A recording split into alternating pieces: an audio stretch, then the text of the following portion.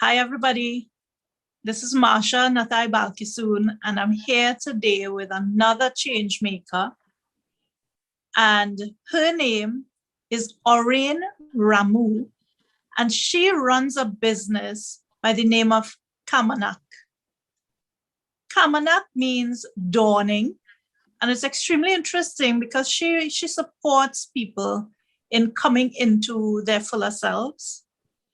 Oraine received a Master of Education in Counseling, Psychology, and Human Services in Pennsylvania, and she has a Bachelor of Arts in Psychology with honors. She uses many therapeutic traditions, including humanistic, cognitive, transpersonal, and depth psychologies inside of her diverse range of techniques that she employs as she works with her clients. In addition to general counseling for women, she specializes in female trauma, and she works closely with adult female survivors of childhood sexual abuse. She's a certified trauma therapist, and she's also an eye movement desensitization and reprocessing certified therapist. She believes in the power of the MBTI type evaluation of our psychology. And I actually really, really love MBTI as well. It showed me a lot about who I was and about what I would enjoy doing in my life. So I'm excited to see that. She does a lot of her work with aromatherapy and mindfulness-based stress reduction as well. And honestly, this bio goes on even further, but I think I've wowed you enough, and I want to stop on speaking about her work with stress reduction work, because that's what I've invited Oraine to chat with me today on. Oraine, welcome, and thank you for agreeing to sit into this interview with me. Thank you, Marsha. I actually appreciate you reaching out and inviting me. I love to do these. I have a great time. And so let's see where we go today, because, can sometimes be out of the box and very interesting. It certainly is going to be free-flowing. It's not a pre-planned conversation at all. But I am interested in us diving into what's going on with stress in the general population right now, what might be causing stress to ramp up more, how people might be able to manage stress, and the different responses you might be seeing from different parts of our population, and how our approach to stress management may need to be adapted based on your observation from such an informed point of view. Okay, sure, not a problem. So that is quite a bit much there for us to take a look at. But of course, the overarching issue right now would be definitely the COVID pandemic, one. And I think right next to that would be the vaccination and the hesitancy we are seeing, the concerns people are having, and what that is also doing to society. So definitely the pandemic in and of itself. And last year, I think mental health practitioners were talking a lot about this, the fear we had of, having the virus ourselves, passing it on to people we love. And I heard a lot of those stories, unfortunately, where adult kids passed it on to their parents, and their parents ended up dying. So one of the things that we're going to see mental health-wise popping up in the future will definitely be the guilt that many people would feel if they believe that they were the ones who may have inadvertently, of course, given somebody they love the virus, and if that person either ended up in ICU and recovered, which would be great, or if they passed away. So you're going to get guilt, you're going to get survivor's guilt, and the trauma of that. I'm also under, so there's that with COVID, in addition to everything else, like the financial aspect of it, the economic piece, where the country in and of itself, the planet, is going through economic hardship as a result of this. Understanding to the imbalance of what I guess would be various industries. You know, our grocers became very important, not like they were ever unimportant, but they became very important. Our janitors, one of the most wonderful people, sometimes when I walk into financial institutions, I always tell them thank you. The janitorial services that are standing right by with those disinfecting spray, and as soon as you leave, they spray and wipe it down. You cannot underestimate that power, not to mention if they have any concerns about being exposed to the virus, because they have to do what they need to do to take care of their families. So definitely the economic piece of it on a worldwide and on a national basis. And then that individual basis of being this lockdown was very long, the last one. And, you know, money was not coming in. So we have that going on, and people would not sleep at night. So those are definitely going to be some stress points we're going to talk about, but not being able to sleep at night, the fear, the doubt, watching their children, probably having to ask people for loans or for money that they normally would never have approached. So something like that now can also be undignifying to someone who normally have been able to take care of their own selves. We saw in couples, I don't see couples, but I'm aware, where maybe the male in the family lost his job and the woman was suddenly the breadwinner. And there was that imbalance of power in the household as well. And of course, being kept away from friends, congregations, which are very important for our elderly people, not being able to interact with the congregation of younger people and children and their elders. So yes, they may have been doing it on Zoom, but it truly isn't the same thing as being able to go in and carry sweeties or carry food for the potluck at the end of church time and that kind of thing. So we also have those people who suffered as a result of not being able to have that social interaction because they're older, and also being forgotten as well, because unless you're really keeping up, a lot of the older people we know became shut-ins. And how many of us called or checked in because out of sight means out of mind. Yeah. So right across the board, it's social, it's financial, it's biological, physiological. So those would be some of the main stressors as a result of COVID. And then with the vaccine piece now, it's the fear. How did we develop a vaccine in like a year or so? It's a big question in people's minds. We have all the conspiracy theorists, which are always interesting to read. I find them very, oddly enough, quite enlightening, because you think, because you can't ignore the conspiracies simply because they are a large part of a human, evolution. So they do have some say, because those theories have a lot to do with how people behave and what they believe. Especially, I've heard some religions talking about this new world order. And so they have their reasons why people wanting to protect their children because they don't understand what's going on with the vaccine. Or if they do, they've chosen not to go that route. And then there's just the people who really don't know. They're hearing about it, they're aware of it, it sounds okay, but they don't have the knowledge, and they do not have the place to seek the information, to know more, to make a viable choice for themselves. And then on top of that, now we have this whole piece about mandatory vaccinations, which, I was speaking to someone about this, and I'm like, are they just going to put a law and say it's mandatory? And I was told, no, it's more likely they're just going to pass legislation to make it difficult But the difficulty is going to force you into getting vaccinated. And that is also going to cause a lot of trauma later on, because people are going to eventually have to do something they don't, not everybody, because some people will always slide under the radar, but they're going to have to do something that they don't want to do.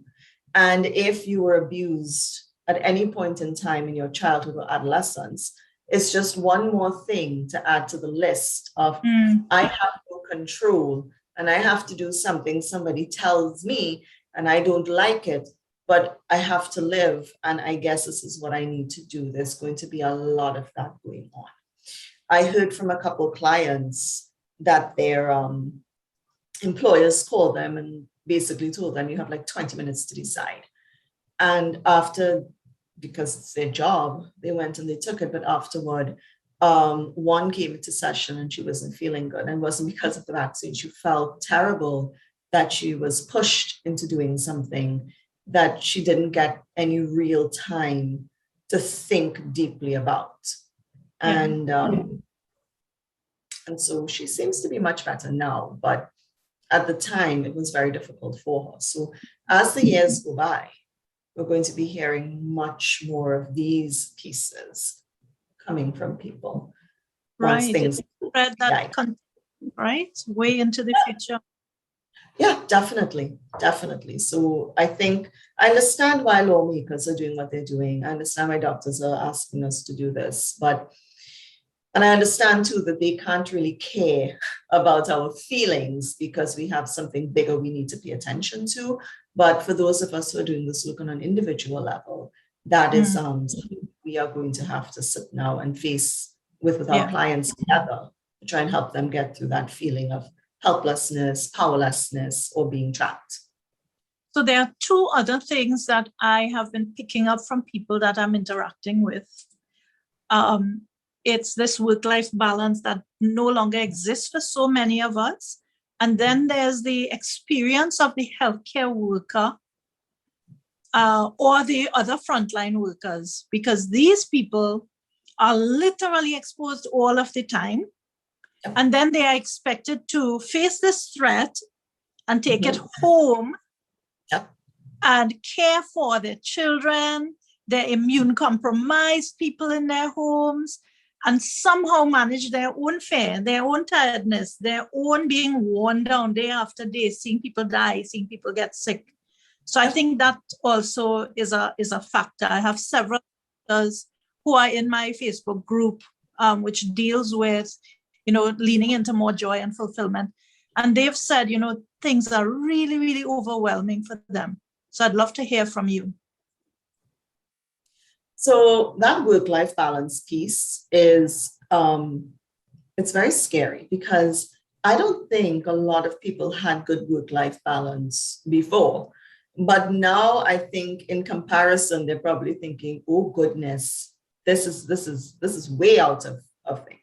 And the technology hasn't helped us. And I think that many, I feel old now, decades ago, when email was invented, the aim of email was to make work faster so that we had more time to do other things that we loved and liked and that kind of thing. And what that really evolved into is, this is faster, let's do more. And the more technology we have, which is, I love the technology, but the technology is so communicative with all these messenger systems and all these projects. I know I've seen these programs where, 5 people are on a project here and they can keep updating each other, and then there are 10 over here and they can keep updating each other, and you have to balance all of that. It's almost as if you really don't get a chance to tune off. And I have listened to senior HR managers tell me things like, they getting up and 4 o'clock in the morning, their boss is on WhatsApping them. And I'm like, your boss is somebody who probably needs a therapist, because what are you doing up at 4 a.m. texting anybody when your workday is also from 8 to 5 and you have a family? What's happening at 4 a.m. for you? And the phone calls. So when people are on vacation or they're off, people are still calling and asking for information. So definitely no work-life balance. And then there is the, I really think it's a fallacy that because you're home, you have more time. No, I don't. I still have to be in these meetings with you. And I've been reading a lot of, I love to read Harvard Business Review and all, and they're talking about a lot of meetings are unnecessary. That the things that people are having meetings for, you could probably send in an email or a quick memo when you're done. There's no need to sit down for an hour. And I remember one of my professors, he had gone to a meeting. This was an undergrad in New York. And he came back in a couple hours later and I was still typing away. And he dropped his books on my table. And when I looked at the top, there were doodles of chickens and aliens. And I'm like, so what happened? He's like, that meeting was useless. And I was like, okay, this is a man with a PhD from Harvard. And he was so underwhelmed by this meeting. He was doodling chickens and aliens. And to be quite honest, a lot of people are doodling and probably, writing their next great novel during meetings that don't have any real value. And with that comes a sense of, well, if you're home, you have nothing to do. So you should be on these meetings. You should be logging in. You should be available for a call. You should be for everything, as opposed to pulling back and saying, you know what? Let's allow people to have their time. I remember one teacher was telling me that the principal of her school was trying to create a timetable that was outside of even working hours. And she was like, no, you can't do it. And she left, I love her. She left the WhatsApp group and told them to figure out their own stories because she didn't want it. And then that became expanded for people who didn't have children. So if you don't have children or a spouse, and people just assume your parents are healthy, we had an issue now of they thought, okay, well, you're home and you really have nothing to do. We understand those who are parents and those who have children, but you don't. So you have nothing to offer anybody else. So give everything to the company. Wow. That was a case that came up. The infringement of employers on employees during this time has been astounding. And I understand that for a lot of them, they are scared. They were worried about the economy. They were worried about the companies, their businesses, the livelihood of their workers. I get that. But I've also seen similar outside of COVID. And at that point, if there's no threat to anything, why is this behavior taking place? And it has a lot to do with boundaries not being modeled for them and poor leadership, right? And we all know that there's a lot of poor leadership. You know me, I tell you the truth as it is. And one of the other things I saw with work-life balance was the lack of a delineated space in the home, because people weren't really expecting to do this, to be able to focus and do their work. So the dining table, sometimes their beds, sometimes people will cobble together something. And this was the rise of the Zoom background where, okay, I'm sitting, against my armoire and my wardrobe, and I don't want to use it. Thank goodness for the Zoom background to pretend that, I'm in Florida on a beach. And so that was another one I saw people struggle with. It's almost like there was no line of demarcation that said, this is work, this is home. And I saw people struggle to put that together and have their own space specific for work. So that didn't help any, for the psyche at all. Mm-hmm. So that would be work-life balance. So that shows how easy it is for stress to really creep and pile up and up and up, right? And you don't even realize it because you're justifying it because you need to work. Yeah. And sometimes you really feel like you're in a corner and you have no choice because so many people are losing their jobs. I need to hold on to this thing. And that gives more power to the person that I work for, right? And they are quite aware of that. Yeah. So let's shift into, tell me what you think people generally do to handle stress And if you think it's good enough, or what else you would think that we should add to our own toolkits? So, they're the basics that I was taught, the basics that probably most psychologists know, and probably a lot of people know. Learn to deep breathe. Make sure you eat properly. Get enough sleep at night. Go take a walk. Play with your dog. Spend quality time with your family. Go on a vacation. Go on the beach, even if you're not on vacation. Take a nice warm shower. Sit and watch TV. These all, once upon a time, used to be really great. They were wonderful, and they still are amazing techniques that people can use.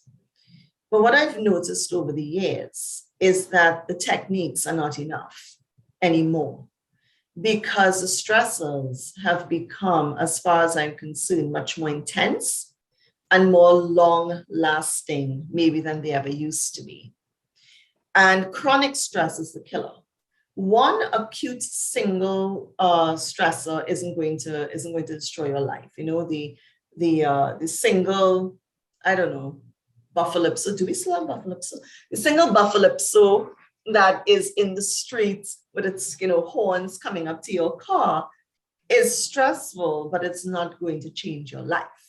What will change your life, what will change the way your brain works, what will change your entire health, the entire health of your system, would be the chronic everyday stress of going to a job that you don't like, or going to a job that you do enjoy, and interacting with people who may or may not be, people that you like, having too much work to do, getting promotions, because people get promotions and then the promotions come with extra work, to the point that I am hearing a lot of people who are in line for promotions saying they don't want it because there is no work-life balance.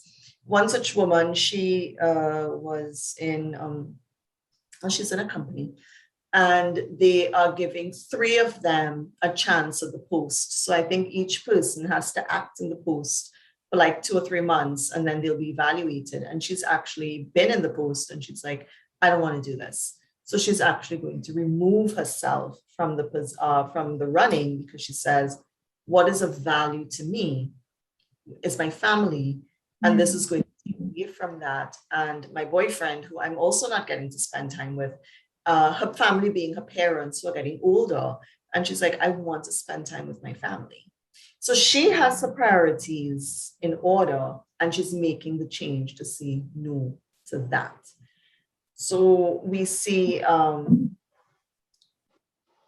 again, intense and long. So people are really feeling it with the chronic stress. And if every day it's a stressful event with finances and loans, and the traffic or the commute in Trinidad and Tobago is impressive. Not as impressive as maybe China and LA, but definitely impressive. And that alone has its problems. What about your own personal illnesses and the things that you are struggling with as a human being? A lot of people have children who are ill and they need to take care of them. All of these things are going on with people, and we don't realize it, and we just assume what we see is what we get. But inside, we have, so what's going to happen is that your amygdala in your brain is going to say, oh, we have to go to work, these people again, or the situation again, or another bill is coming, or the bank is calling again. And it's going to see all of that as attacks, sort of like, oh, something's happening. And the amygdala is going to send information to the pituitary, to the hypothalamus. It's going to send information to your adrenals, which are on top of your kidneys. And your adrenals are going to be constantly pumping out adrenaline, right? And your cortisol is going to be trying to balance you out. But that is going to be happening constantly. That is where the chronic stress is coming from. The constant seeing that everything around you that requires your attention is a threat. And that's what gets us sick. That's why our blood pressure goes up. That's why our cholesterol goes up, because we're no longer capable of eating anything healthy. We just have to grab what we can grab, which is, why we have this beautiful rise in fast food and all these outlets. And every time you drive past, the parking lots are filled with vehicles and filled with people who, a lot of women don't know how to cook. Now, I'm not saying women should cook, but there are also a huge number of men who don't know how to cook. Or even if they do know how to cook, they don't have time to cook. And, just a little eye in, there are a lot of people who don't want to use their kitchens to cook because they don't want to interact with family members who may be using the kitchen at the time because they don't have a good relationship with them. So they buy their food and they carry it upstairs into their rooms and they eat it there. And that's what they do. So we're not eating properly. If you have adrenaline going through your system, what happens is you do lose your appetite. So sometimes you're not eating at all. And you also don't sleep because your brain is saying, I need to be doing something to help myself. And that's all the thinking about what you need to do, how you're going to stop this, how you're going to protect your house, how you're going to protect your family, and you're staying up at night. And now you have a cycle of you're not eating properly, not sleeping properly, the foundations to help you manage stress. So then you're stressed, and then all these things are still happening to you. And we're in this vicious circle that makes us sick. Right. So I understand so much more about what our learned response to stress is, how we think we should handle it, and that somehow the effect is fizzling out before it really makes a change to us. And I also understand the psychological and physical effect on us, especially if it's chronic, which means long-term stress, so that you really never come down out of having these adrenaline highs. And that has a long-term effect on your health and can actually shorten your lifespan. Exactly. So what's your advice to me if we are all still in isolation, still at home, still in this mode? How can we level up what we do to help ourselves? And then beyond that, of course, what else would you recommend for us? And this, again, goes back to us thinking a little more deeply about what is stressing us out. I had a conversation with someone last night. She is a doctor. And every time I listen, she's doing something. She's working. Then she has her family, her immediate family, her husband, children, whatever. Then her elderly parents who are ill. Then doing a private job. And then exercising. But the exercise is really to keep her healthy because she's worried about not feeling okay. So the exercise has lost any joy it may have. So it sounds like on the to-do list. And so she's running to that. Okay. Right. And when I asked her, well, what are your hobbies? What are your creative pursuits? What are you doing? She's like, oh, I don't have any. And I said, well, that's the problem right there. Your me time is not with your daughter. Your daughter is lovely. You spend time with your daughter. You go ahead and you do that. Your me time is not with your husband per se, because this is enough. Your me time is you time. Just you, very selfishly, you. And this is where you get to do the thing you want to do, whether you want to bake or cook or garden or woodwork or collage. I like to collage. That selfish time is not a bad thing? It's not a bad thing. It's a wonderful thing. I think actually being selfish to some extent can save your life in these times. And again, I'm not just talking COVID. I was seeing this long before COVID started, where people, again, the basic deep breathing, which I love and does work, is not enough. And all of this really is interpersonal relationships that's affecting people so terribly. It's this person who they don't like, or they're living with somebody they never wanted to live with in the first place, so the person has changed, or there are people who are ill, or they're getting older and they have less, patience if you're working with elderly parents and that kind of thing. Your co-workers and your friends you're beginning to realize are shallow, and all these different things. It's not what it used to be. And so having that time with all these, not new, but all these responsibilities on you, if you just want to sit down in front of your television and watch Netflix and watch the most inane thing on Netflix with, one hand sew On the other hand, and you're kind of listening, but you're looking up, you should be free to do that. And I've heard of women who say they are doing that, and their husbands will come and start talking to them about this thing and that. And they'll deliberately pull the earbud out and go, what? And instead of the cue of saying, oh, listen to something, they just go on and on. So they're not getting the time. I'm also seeing a lot of kids who are over the age of 16, going into their 20s, going into their 30s, where their mothers in particular are still very much minding them and caring for them as if they're still 5 or 6. And so there were these women who after a little time thought that they would get a little break and, now you can bathe yourself and clothe yourself and feed. Well, people not feeding themselves. Feed yourself and that kind of thing. They're not getting the room to be able to just sit for a little bit and relax. Alternatively to that, it's also the people who believe it is their job to constantly give to everybody around them. So I'm hearing do that for themselves. I'm hearing you pointing to culture. Mm-hmm. That's a big kind of indoctrination or mental model that totally needs to shift. And I'm also here to say, 1, we don't set boundaries, and 2, we may not even know how to set a boundary. A lot of people don't know how to because it wasn't taught to them. It wasn't modeled to them. This is what you do. What we're seeing are parents who just do everything, or unfortunately, the alternative side where they do nothing at all for their children. So the children aren't learning either way.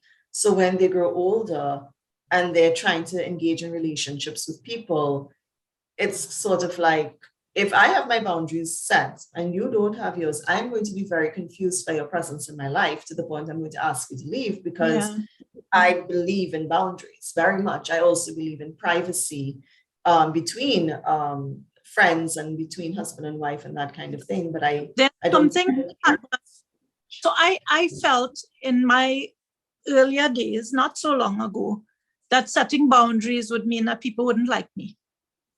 That I had to be everything to everybody, and I had to be subservient, to be a good girl, to be liked, to be the workaholic, etc. That leads you to burnout, which I found out that way. Can you teach us, for those of us who need to learn that, how can I set a boundary if I'd never learned how?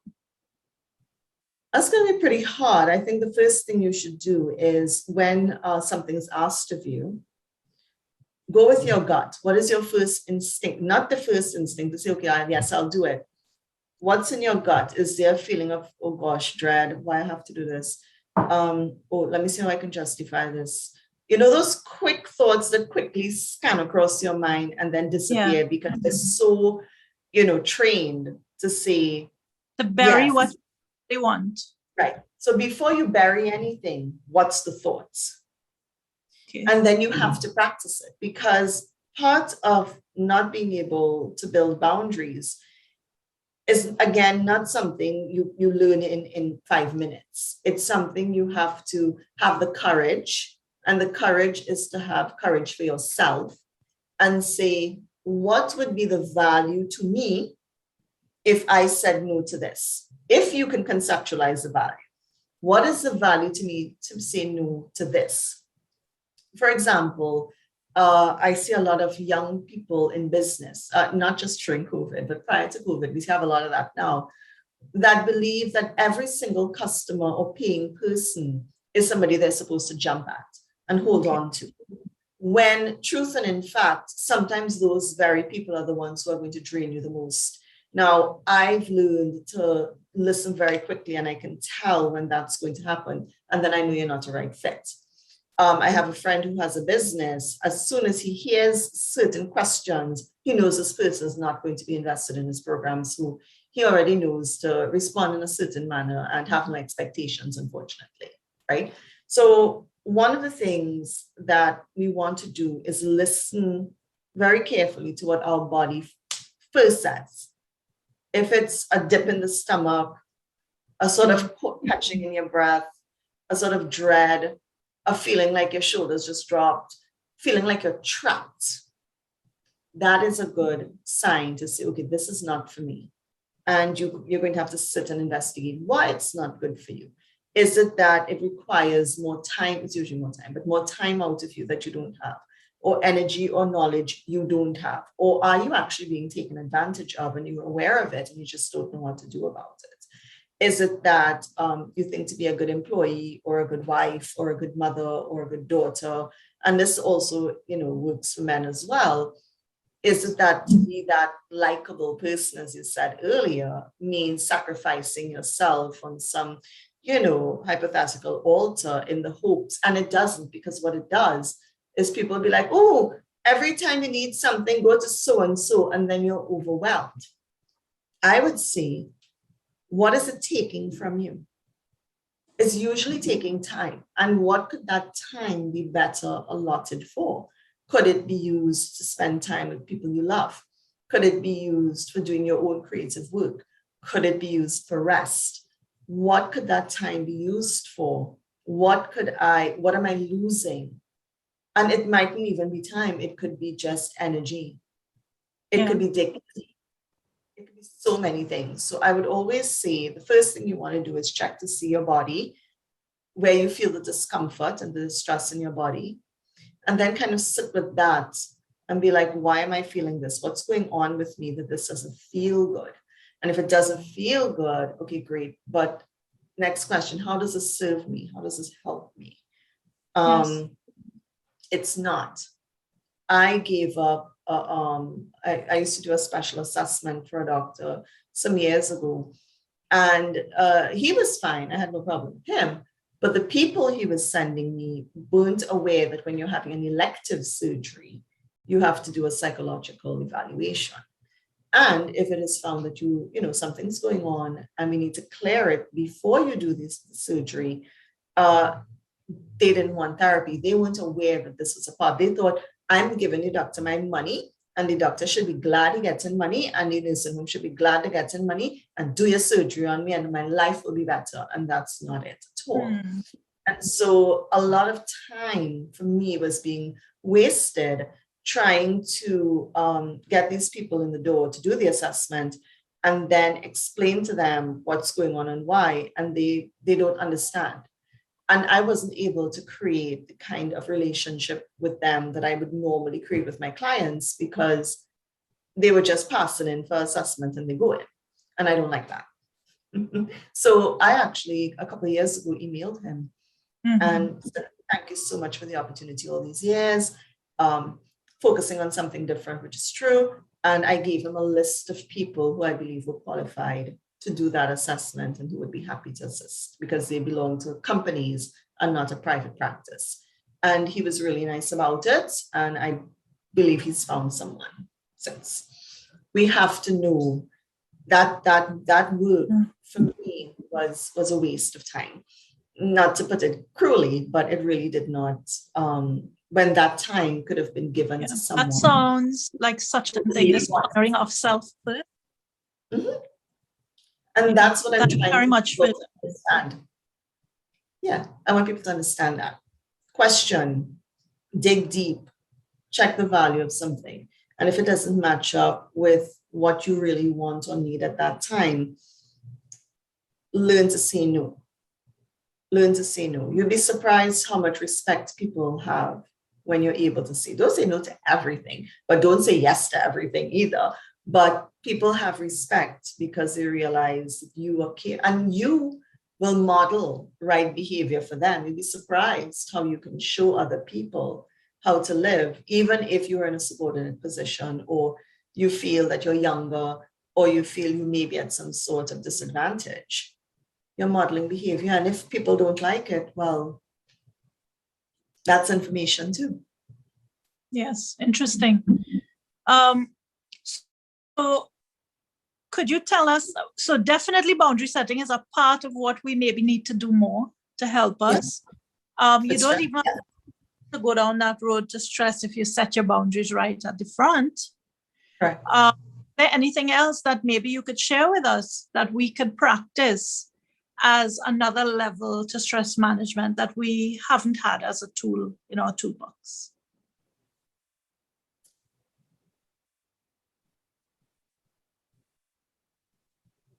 What I want to say, I think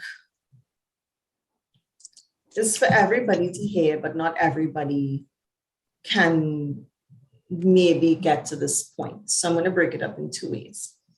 Okay. Sometimes we need to make very big life changes in order to alleviate our stress. Sometimes that requires a divorce. Sometimes it requires leaving a job, a permanent job, which I've seen people do this year in droves, and not because of COVID, but because they were tired of being abused. Sometimes it means putting distance between yourself and parents or siblings that you love because it's become way too much. For some people, it's immigration. They're leaving they're leaving the country because something here just doesn't work for them anymore.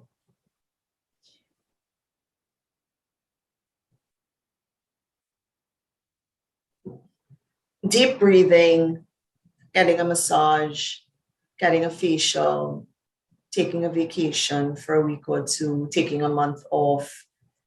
All of these things are good, I think, in the short term. But I think we need to make lifestyle changes in order to alleviate stress. And if you have several domains that need addressing, if you address even one, you'll feel so much better. But again, the one, it's the math I've done is that clients take about 3 to 5 years after they've decided that they do no longer want to be in a certain job to leave. It takes women sometimes, not younger women these days. These younger women are getting their divorces like that. But generally, some people take about maybe sometimes 5 to 10 years to finally decide that they're leaving a relationship. A lot of it has to do with if their children are needing to pay attention to that piece as well. Moving, I've had over the years several clients leave and go to Canada and the US because they've had to start over, completely start over.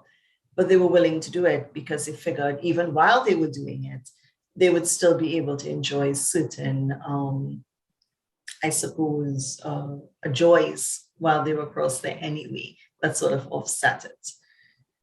You know, life-changing surgery. Some people don't like to go under the knife. I've had a few clients who've done life-changing surgery and they have more energy and they feel better and they have a new lease on life. But prior to that, they were too scared to, or they didn't have enough information. It's not just about techniques anymore, I think. I think we are living in a world where it's become unsustainable and we're not healthy. If we are healthy physically, we're not healthy mentally and emotionally. So I don't have, I can sit down with you right now and tell you, okay, let me teach you how to breathe. Let me teach you how to, do butterfly tapping, and all of those things are great. Yeah. But I think you did something big. It wasn't a technique, but it was a total shift in what we accept, in the options that we open to. And that's an important one, perhaps the biggest one. And I think that's what you're underscoring to us. Yeah. Don't just that the trappings of this life that you live now are a permanent thing. Feel free to shift that. Yeah. Look at what doesn't work for you anymore and decide, how am I going to shift this? Because this is not sustainable. This is eating away at me, at who I am, at my life quality, at my life duration, and so much more. It is also setting the wrong examples if we have kids, because we want them to learn the right way to live. Yeah, a better way to live. And this doesn't cut it anymore. And I think we need to really, really realize that, and not just do it when we get older and say, okay, I'm retired now, so now I could live my life. No, you live your life every day, not when you reach a certain point. People who are waiting for their children to leave home, people who are waiting for their divorce, people who are waiting for retirement, people who are waiting on a day in the future that may never come, sadly. a friend of mine, he worked with a gentleman for years in an organization, and the guy retired. And he said he was looking forward to retirement because he wanted to reconnect with an estranged son. He died of a heart attack last year. He was only 2 years retired, and then that's it. So he would have only been about 62, 63 maybe. And he did not get to enjoy the rest of his life. Yeah. Heart attack. So don't wait for a day that you think will come, because COVID has shown us that can be snatched away very quickly. So lifestyle changes. But for those who cannot make the big shifts yet, start creating space for yourself as best as you can to do something you enjoy, whether you want to garden, because we seem to like to garden in Trinidad, which is a good thing, or I like to color and collage. I like cutting things out, not digital collage, but if you want to do digital collage, you go right ahead. But I like to cut the pictures out and stick them on stuff. Your art, if it is you want to do mentoring, if you want to crochet, whatever, there's so many crafty things, and Trinidadians are ridiculously creative people. We have creativity and innovation like that. And one of the things I will always say is we have product made here in this country that could go and compete with any of the best brands in the world on an international stage. And I guarantee you, we will win many awards. We have innovation and quality here like nobody believes. So there's a lot to help you get your feet wet and get involved. So many free classes or cheap classes.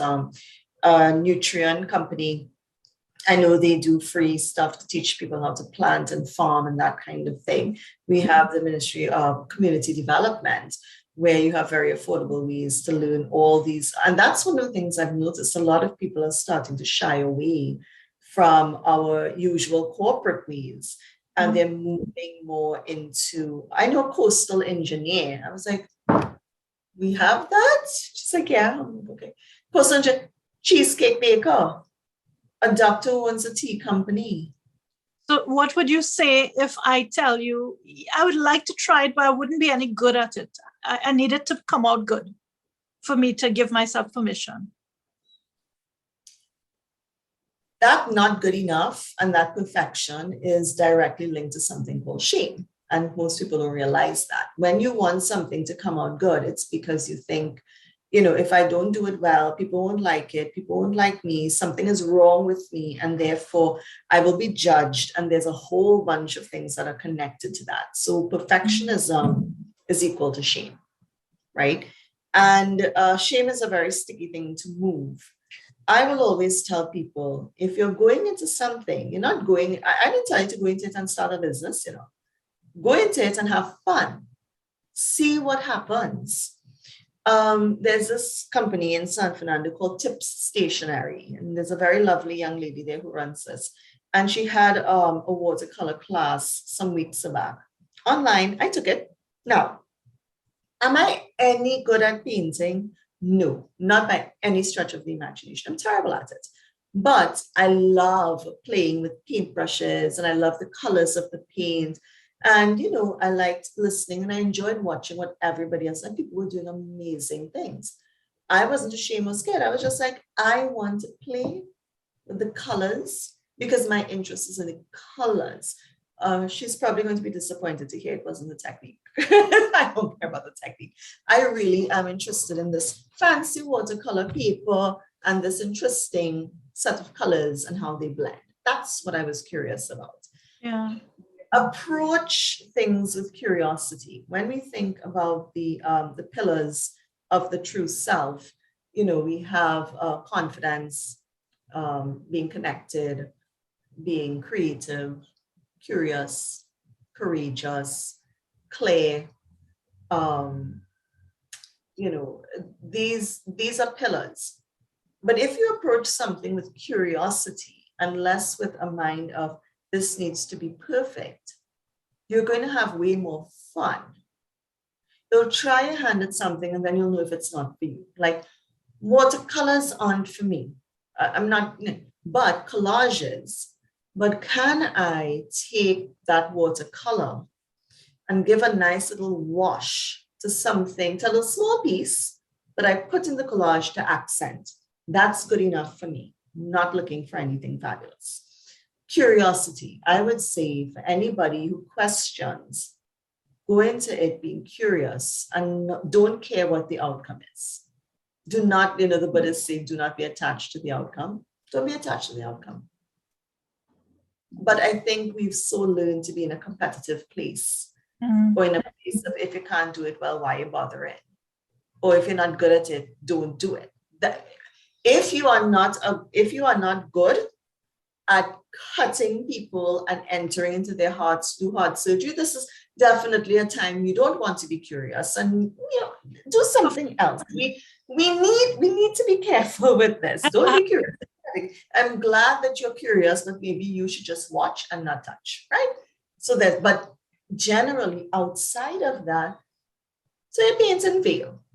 So you plant a flower and it died. Oh, well, try again. Those things are you can have fun with. So curiosity would be my response to that. Okay. So play, explore, find yourself. Figure it out. It'll be fun.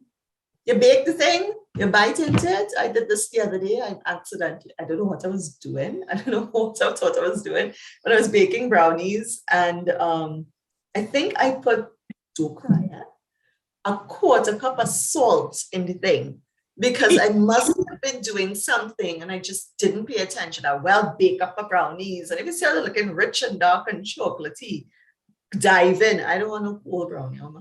I put that in it went straight back out, and I'm looking at it in horror because I am buying like baking chocolate that I just have to cut up to put in this thing, and the fancy, Dutch chocolate and all kind of drama. And I was like, not only did I just waste a ton of really good qualities, I real salted it, and I was denied my brownies.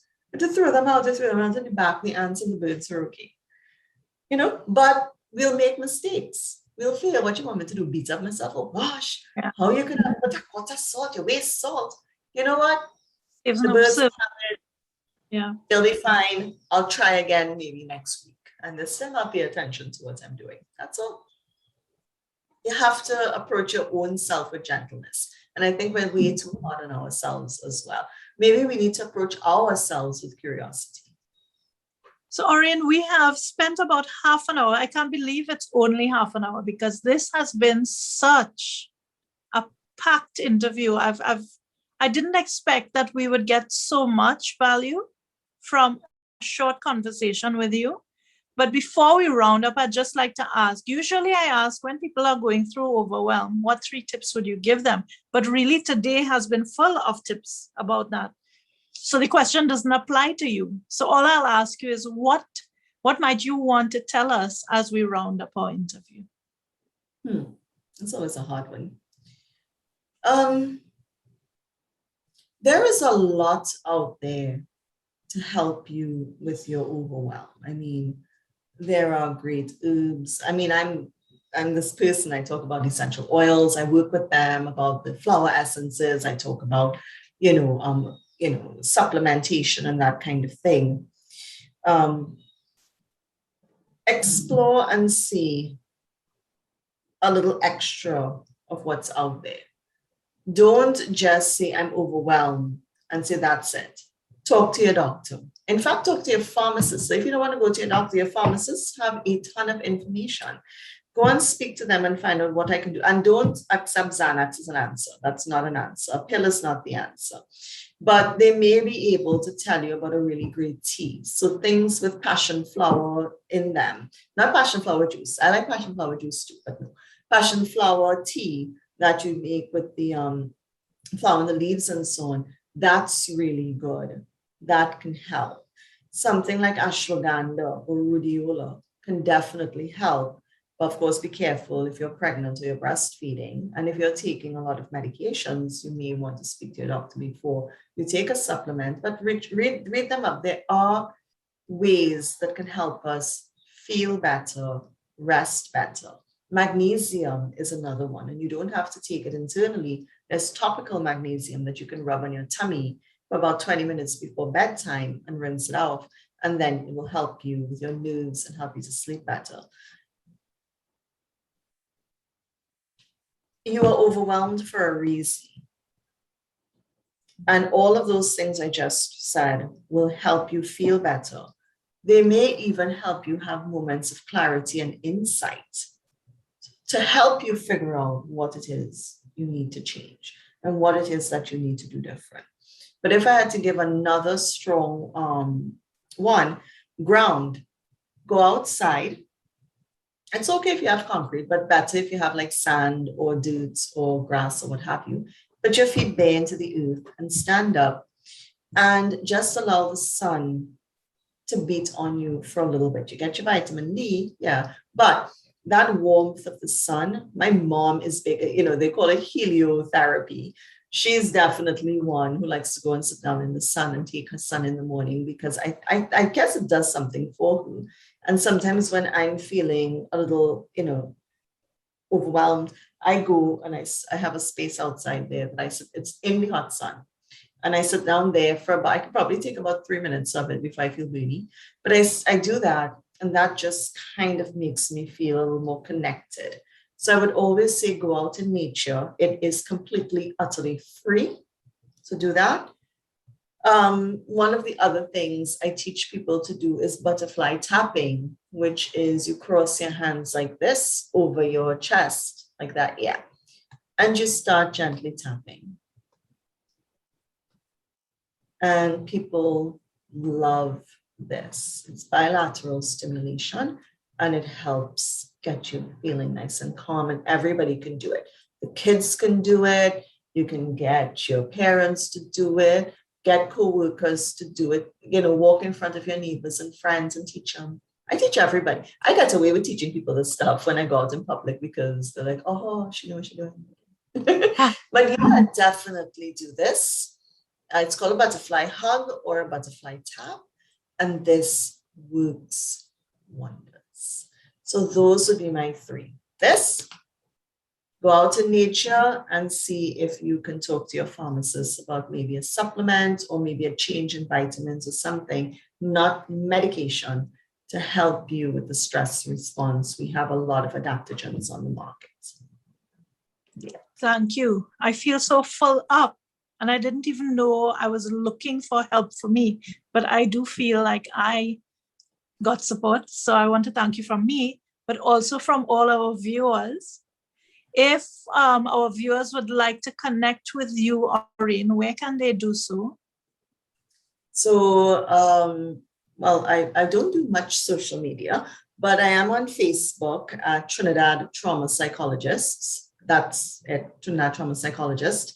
I have a website. I don't know if at some point you can put it up, but it's in the description with the video, because it's so that my suggestion is look down there and it's there. That's how you get in contact with me. That's it. Yeah, and that's it. I always welcome emails and calls. I chat with people all the time. It's fun.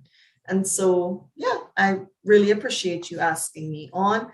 I hope your viewers enjoy and get tons and tons of, information out of this, and something, even if it's one thing that they can use to help themselves. But I really appreciate you having me.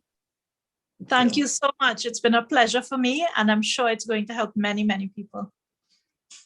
All the best to you, Oraine. Best to you too, Marsha.